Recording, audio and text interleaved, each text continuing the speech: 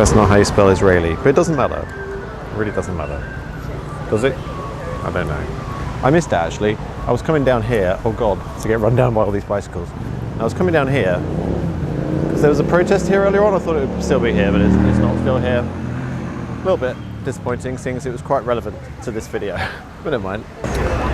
Men in yellow jackets everywhere you go around here, because, well, they've taken away like the miniature scaffold just to leave like the large scaffold on Big Ben, which is quite interesting, I suppose. And they're digging everything up. I'm not sure if they've ever stopped digging everything up around here. So yesterday, when I had my day off, which was really stressful, by the way, I don't think I've ever had such a stressful day off. For some reason now, I've conditioned my very body to like make a video every day. So like yesterday when I was not making a video, I was thinking, I've got to at least go and make a little video. I was about to actually get on a train yesterday and go up to Welwyn Garden City and try and make a documentary that I've been wanting to make for weeks about, well, for months really, about Welwyn Garden City. But I managed to stop myself, and I just had like a really, really average, non-creative, non-productive day, which made me feel miserable as hell. In a way, I like to just sort of work myself to death rather than being uncreative on a particular day. Not that this is particularly creative, is it? Like filming people in yellow jackets.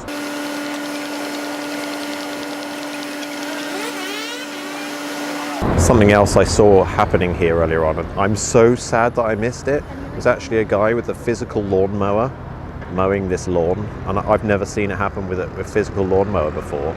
But what a beautiful time lapse that would have made, a guy mowing Parliament Square. Oh God, carry on dreaming that I don't have a day job and I can just go out filming every day. So like yesterday, I ended up watching for fucking ages a House of Lords committee meeting. It sounds boring already, doesn't it? It was actually quite boring, which is why nobody ever watches this stuff. I guess it's more important that I watch it, I guess, so that you don't have to watch it, because it is really, really boring a lot of the time. But interesting in a way, in terms of like Brownian motion. It depends on how long you've actually been watching my videos for, but do you remember when I talked about Brownian motion years ago? Which is, it's sort of sometimes accredited to Einstein as well, but Brownian motion is where under a microscope you can actually see the pollen, fine particles of pollen being buffered about by invisible things known as atoms. So Brownian motion is the observance of how something invisible moves something visible. And that's something I've always been sort of interested in, that concept, because with the idea of Brownian motion, you can kind of deduce little bits about what's going on by the actions that are actually visible. For example, the House of Lords committee meeting I watched the other day, I think it's from the 20th of July or something like that, House of Lords.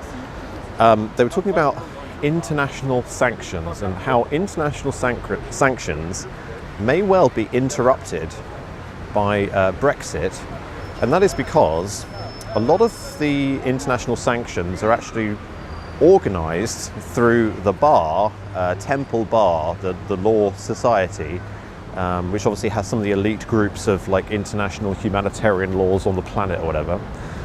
They were saying that because of Brexit, a lot of the sanctions are actually sort of done through the City of London, but actually through the European Union. So there will be a sort of considerable disruption to the system of international sanctions with the whole Brexit thing, if it goes ahead, of course. That's if it goes ahead.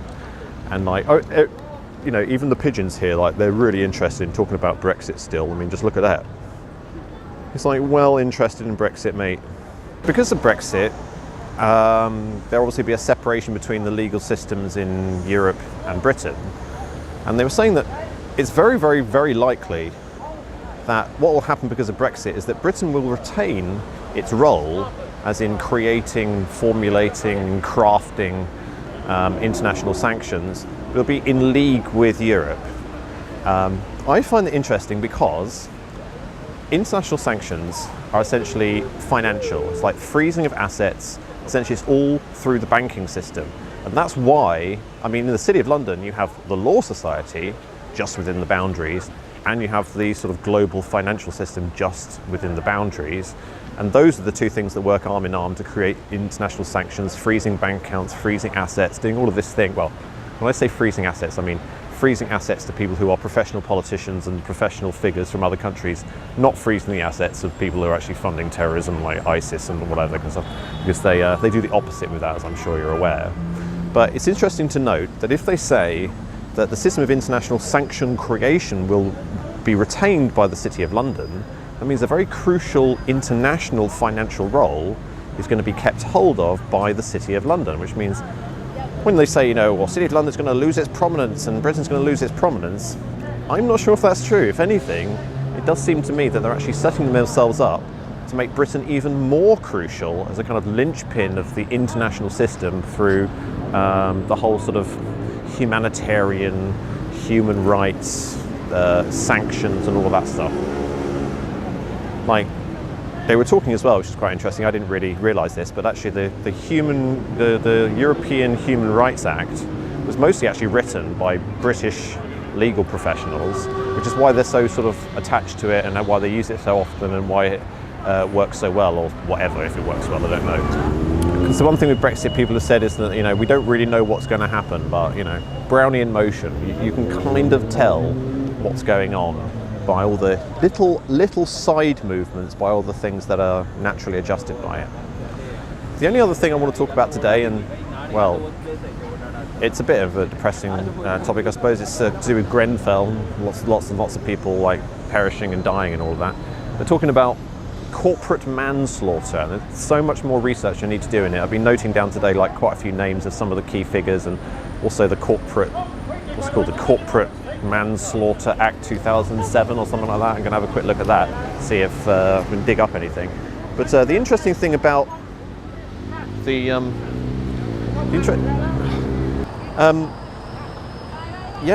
going for like corporate manslaughter, and they said there's going to be an unlimited fine coming out of Grenfell, which made me a little bit worried. It's a bit edgy, isn't it?